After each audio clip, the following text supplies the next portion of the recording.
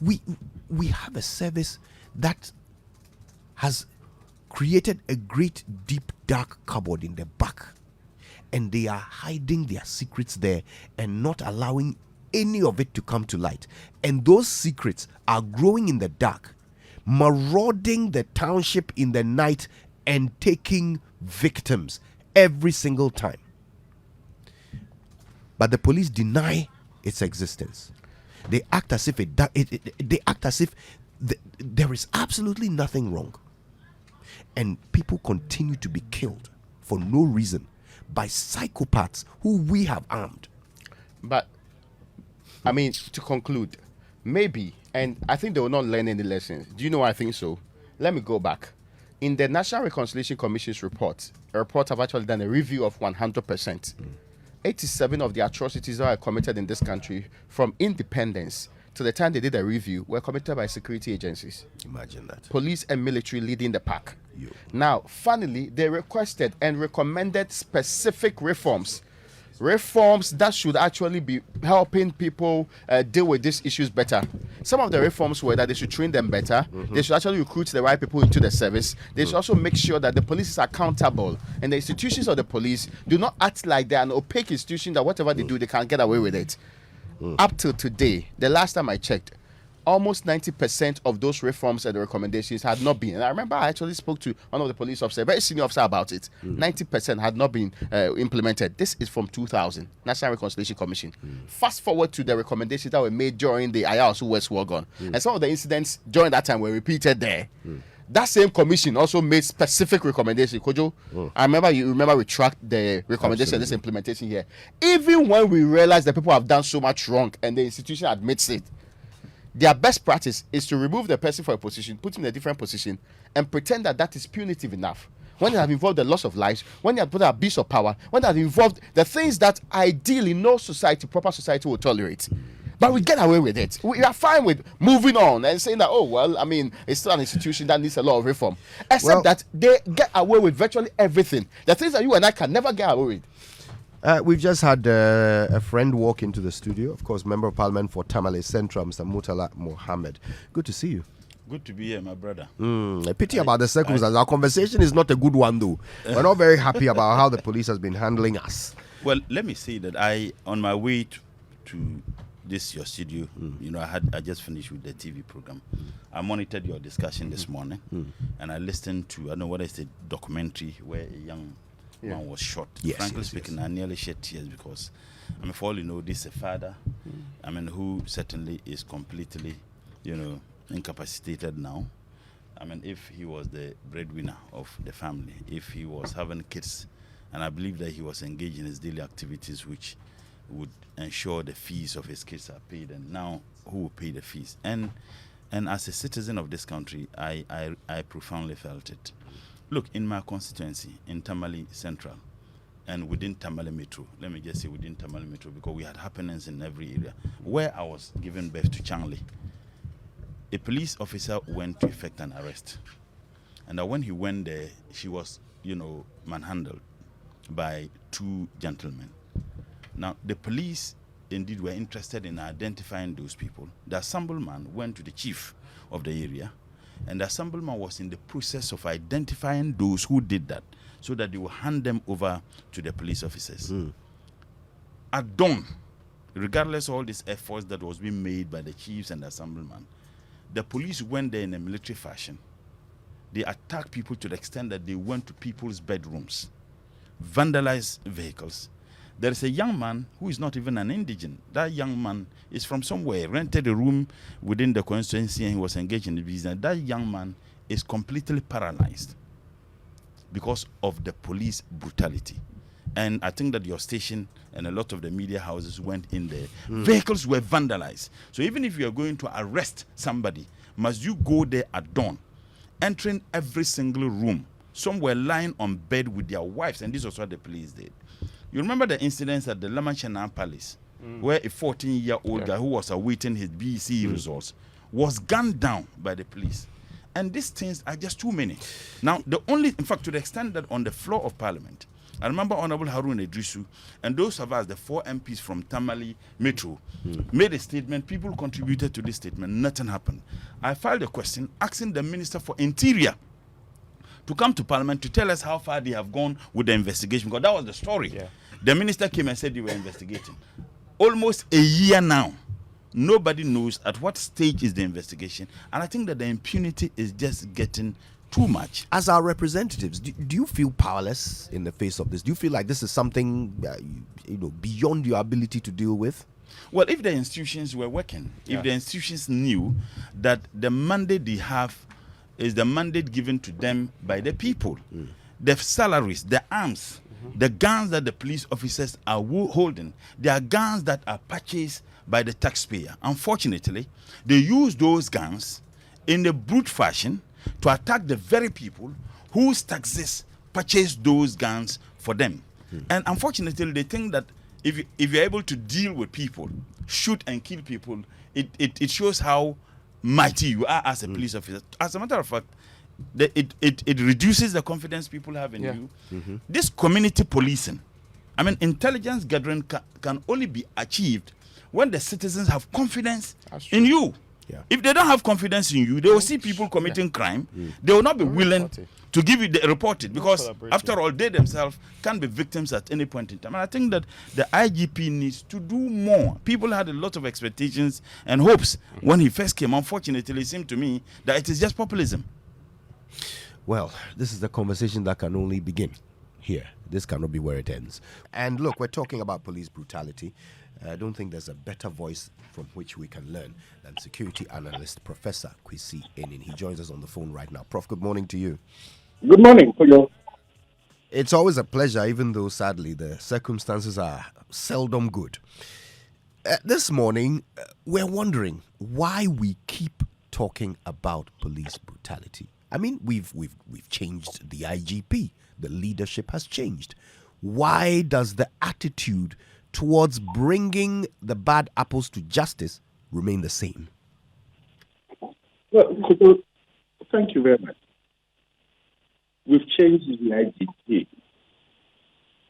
Dr. Dampare, actually proud to Dr. Dampare, the previous 3 IGPs had sought to bring a transformational agenda to bear. So we saw P2, we saw Kudalo, we saw Al-Hassan, and then we saw the previous one before Dr. Dampare.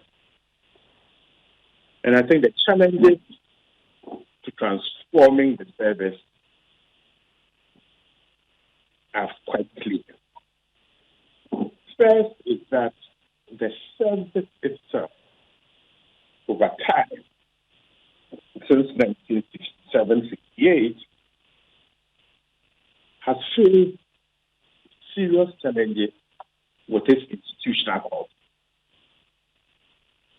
of criminal elements within the service, of the ability to falsify documents.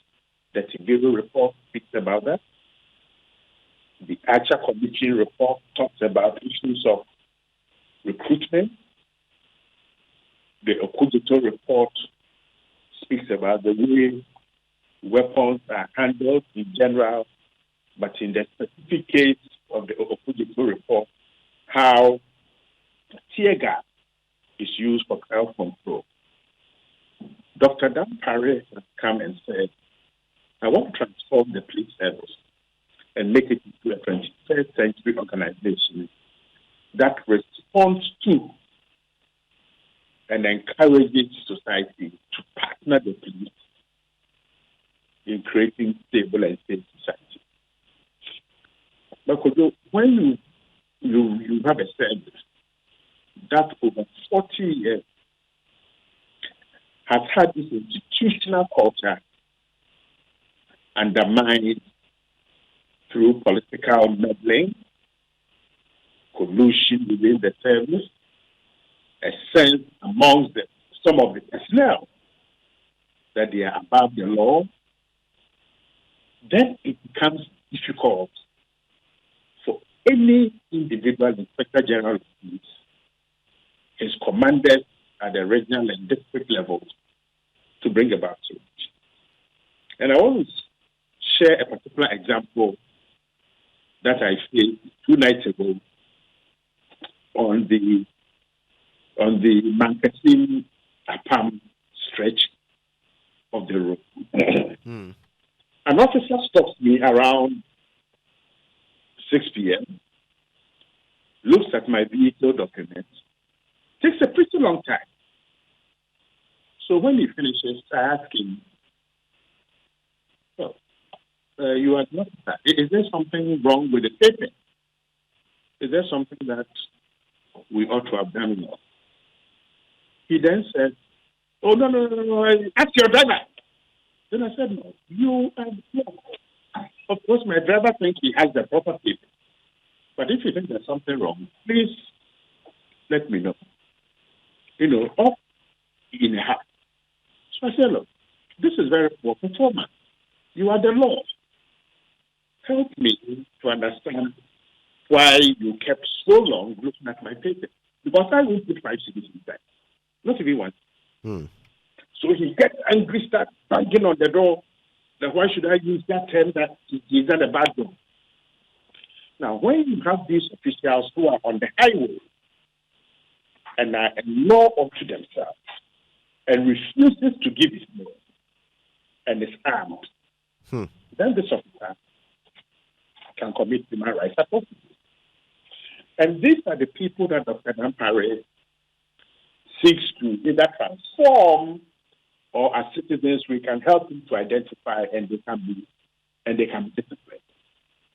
Okay, and the concern when statutory security forces, and here particularly the police, who are the frontline officers in protecting lives and property, themselves become the threat to citizens' lives, then citizens will begin to do 2 things.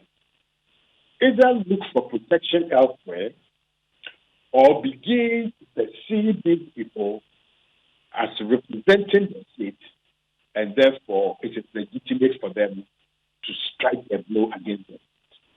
So police brutality are very key in bringing it under control because they undermine the state, they threaten individual lives, they make us feel insecure, but overall also create a sense that the state is not functioning well.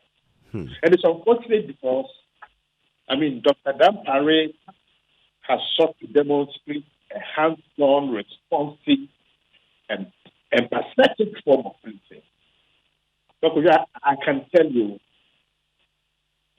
that the change is difficult and it's an happening matter. Evidently so. Now, I have to ask you this about the origins of this problem, whether it could have been solved at an earlier point in the process.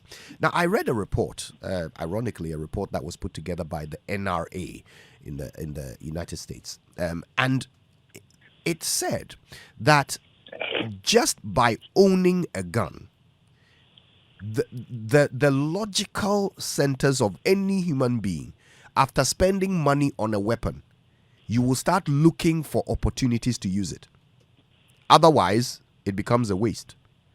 So some people will go to the firing range, but they will find reasons to use the thing that they spent money on, rather than just keep it locked in a box somewhere.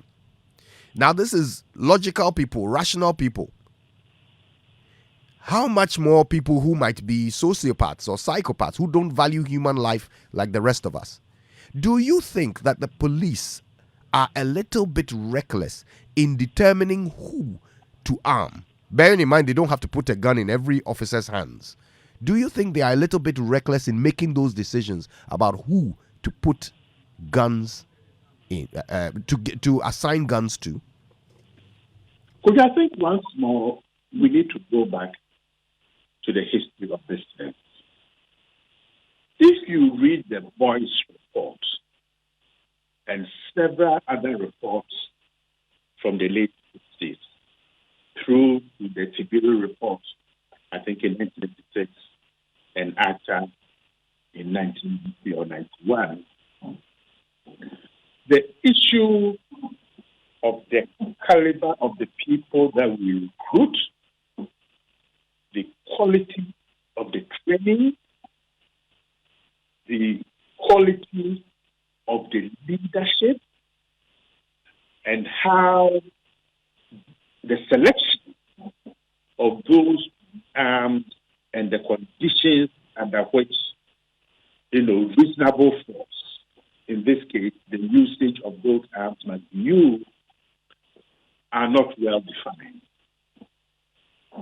So, for example, if you take the Ghana Police Service and you go to a random choice of either regional command or metropolitan, municipal, or district command, and you ask any of these commanders,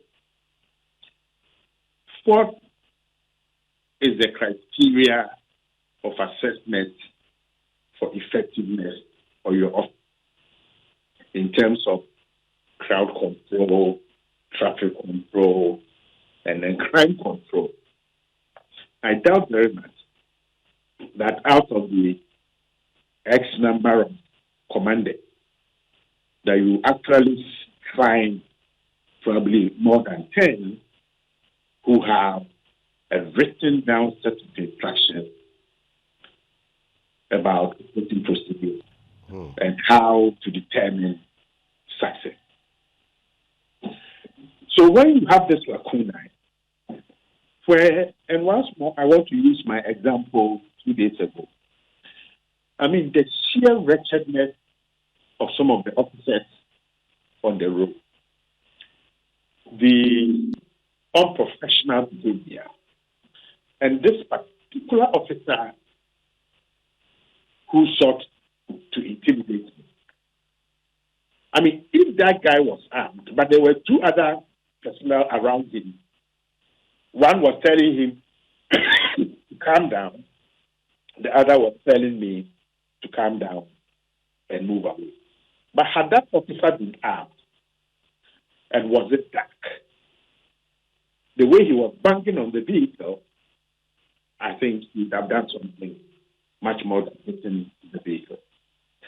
So, Kojo, we are facing a problem with people that our taxpayers' money have equipped, paid, and are under instruction to create an enabling environment for lives to be protected and for businesses to go on, who have invented the logic that says, look, wearing this uniform and being armed authorizes me to intimidate people on the road who have the audacity to question and who also know their rights.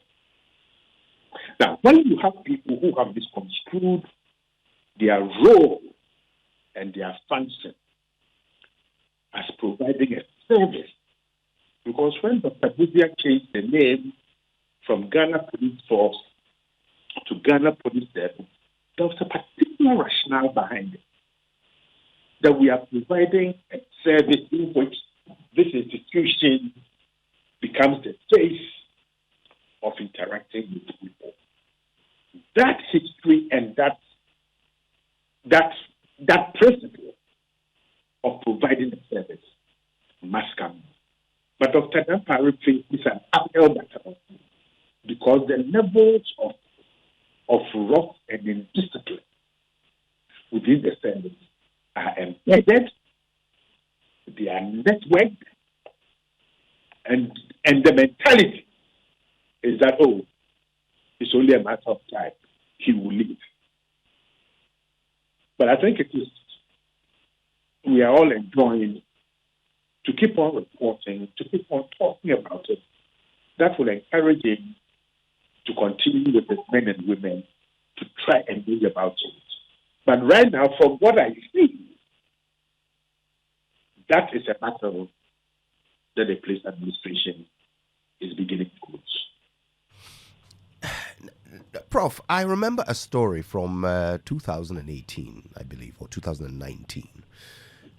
It was picked up by Adum FM and then later by Joy, of a shooting in Nungwa. It was up at a police checkpoint. After a motorbike had been stopped and they had questioned the rider and his pillion rider. Just as they were moving off, a lady nearby shouted that the person riding pillion on the bike had stolen her phone. The police shouted for the rider to stop, but he had a helmet on and couldn't hear them. So the officer shot the pillion rider. He didn't die, but he was maimed. Yes. And this is over a mobile phone. So I remember speaking to some police officers about it, and they said to me, well, why are you surprised? When a child steals an orange in the market, they are burnt. They put tires around the child and burn the child. So that is how we are. Thieves, we believe that thieves deserve to lose their lives. So I'm asking this, how much of this police brutality is just something that is ingrained in us as Ghanaians, and how much of it is a uniquely police problem? No, I think, let me make this very clear.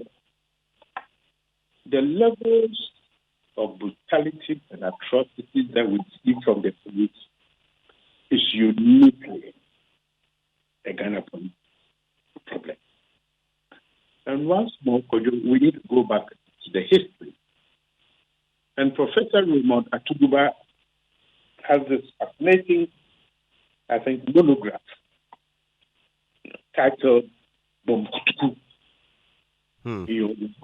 Bom Kutuku, very literally translated, means punch me. Give me a punch. And that is the mentality or the historical mentality in terms of recruitment, training, and law enforcement. When the British High Commissioner criticized the police, and Dr. Dampare responded to that, Dr. Dampare used the phrase that I'm using in my work and in my class, historical perception. The police service itself suffered from the historical perception of the way it was established, what functions it had to serve, which was to ensure that the lower classes and the Africans were driven out of town and to provide protection only for the elites of society. The Bomkutuku mentality is what I faced 2 nights ago with this officer who turned the Kutuku in hitting my vehicle.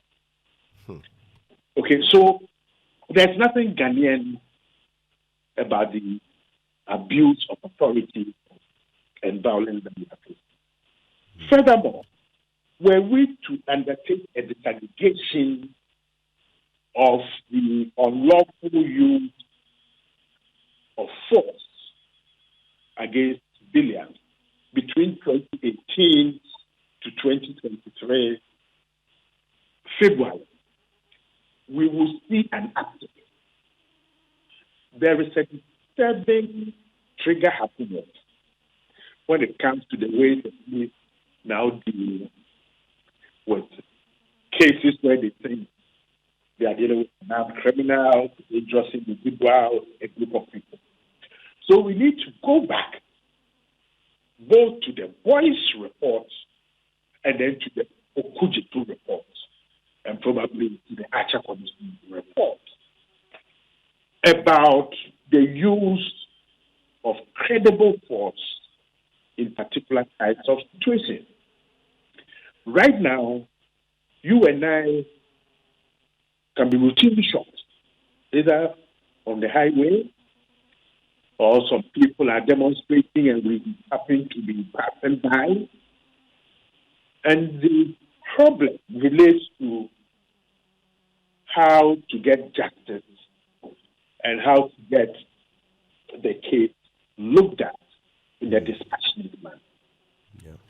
And I think Dr. Dan Parry's efforts are saying, look, let's bring in processes where we respond quickly, either through a statement, engaging the families involved, bringing them to stand beside the either an autopsy, blah, blah, blah, blah, blah. At least that starts the process of recreating trust. Can be deep. But Dr. Dan is fighting an uphill battle. Because the things that we are talking about this morning are deeply ingrained. When the service does not work, people benefit and people get profit. Okay, so this is about the forces of good and the forces of evil. I mean, I know that the senior command of Central Region, for example, is hard at work, but they've got some terrible personnel. Terrible personnel. Okay, how do we identify them and weed them out? What are the levels at which the political class infiltrate the service with people who have no business wearing that uniform? And as you asked earlier on, being armed. So there's almost a positive correlation between the types of individuals who are recruited, how they get recruited, who they think their godfathers are, and the levels of indiscipline that we are seeing in the force. And I'm hoping that both the commander and the deputy commander of Central Region will call me, and then there are men who were on the road. I'll be able to point out this particular officer because he's a bad man and he's the type of character who makes Dr. Dan Parry's work and all the good senior officers work very different. Well, let's hope that for a change, they will actually be able to deal with this matter and bring justice to it. Professor Kwesi Aning, our security analyst this morning, we appreciate your time ever so much. Thank you very much. Thank you, man. We have Cooks from East Legon. Did I say your name right? Cooks? That's okay. Wonderful. Cooks, good morning to you. Morning, good. How are you doing? I'm fantastic. Thank you. Tell us your story. My brother, it's very disheartening to hear some of these things on air. We know the IGP is doing his possible best, humanly possible best, to revive or to rebrand the police service. But we have some unscrupulous people among them in uniform. I call them bats. They are not police officers. Because if you've been out of this jurisdiction and you deal with some professional uniform men, even if you are wrong, they treat you with respect. Can you just imagine a police officer calling somebody in uniform in traffic, calling a driver, sorry to use the word, Kwasia Abua Unimiyansa. A person in uniform provoking somebody just because you've waved the person to stop and the person probably couldn't see you and drove off. This is somebody who's been trained. That aside, when I see some of them with their side arms on them, the way they carry it around, you could tell that these people feel they are above the law. And unfortunately, we citizens also call them abain. So when we call them these things, they feel they are untouchable. They feel untouchable. Nobody can do anything to them when they do anything against us. How can you look at a citizen in the face, somebody you're supposed to protect, and shoot the person in the head? Unhumanly to telling the person if you deserve it or it sets you right. Is this the kind of policing that we have in this country? Some of them late in the night. And I wouldn't want to say certain things because you may ask me to prove I don't have any video evidence. But I am very scared when a police officer stops me in the middle of the night. Because I don't know if this person is a thug, a robber, or a proper police officer. The most annoying thing or scary thing is you see them hiding. I thought the police was supposed to protect, but they go hide for you to cause and how do you call it? Break the law or go through traffic or do something. Then you see them come stand in the middle of the road, flagging you to stop. My brother, if I should see a police officer flag me in the middle of the night to stop, I'll kill you. I'll hit you. Hey, we beg. Let's not threaten to kill anyone at all. But thank you, Cooks, for sharing your thoughts. Let's go to Tema. Here's Claude. Hi, Claude. Long time. It's good to have you on the show. What's your story? I don't really have a story in Tema. Those campus. Hello. But my issue is the training for the police. Nursing training colleges, teacher training colleges, veterinary training. Most of these colleges have a syllabus for 3 years. They go through a whole lot of subjects. I don't see how police are recruited at stadium. They go for some show. 6 months training, they are on the road. I think they need to that you go into the police college 3 years minimum. Either you are coming out with a diploma, you become a very good professional, but that kind of recruitment, I don't think. Thank you, Claude. Let's go to Sominya. Here's Daniel. Hi, Daniel. Good morning. Good morning. Good morning. This your police story. I have a very bad experience with them. What happened? What happened, you ask? 2015, I just assigned with this SY UT Logistics, Kofi Amabin's business. As a driver, I was a truck driver, and I happened to be on a journey to Elibo. I am on this Western Road around 1 a.m. So I got to Cape Coast. There's this, how do you call it? The Azel, the weighing load that they're using. So I did what I'm supposed to do. I climbed this because I was driving a very big truck, it's almost about 60-ton fertilizer to Elibo at that particular hour. Then when I got to the gentleman inside the boat, after presenting my papers, he punched and did what he wanted to do. Everything was okay. This gentleman decided, I don't know whether it was a joke, but he said, "Robot, here's your paper." I said, "Please, I am not a robot." He said, "Who told you are not a robot?" I said, "Oh."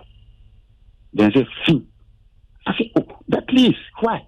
It was like this guy was already worked up or something. So I said, "I don't understand this. It's okay, give me the papers." He said, "I should accept that I am robot for working at this particular hour." So at that point, I also lost it, and I told him that if I am working at this hour and I reached here and you are up, then it means you are also a robot. First, I asked him, "Why am I a robot?" He said that your boss is sleeping by now, by his wife, and you are here working. I said, "So what about you? You are not authority unto yourself. You also have a boss. So it means two robots are working." This thing got this man so infuriated that he just dumped he threw my decent papers on me. So I collected it and I started my journey. About 3 minutes at that hour, I saw a police, their pickup with their blue red lights. I saw this thing was chasing me. Come on, top speed. So I started to wonder, I said, what might be the problem? I was going. And I realized that They'll come at the window side, and I saw guns pointing at me, asking me to stop. I just looked at the whole thing. I said, no. I weighed the whole situation. I said, no, these people might have some intention. So I decided to drive to get to any barrier or any township. But you know that those times, at that time, there was no life. It was dead in the night. I got to some filling station and I just veered off the road and parked the car, decided to run away.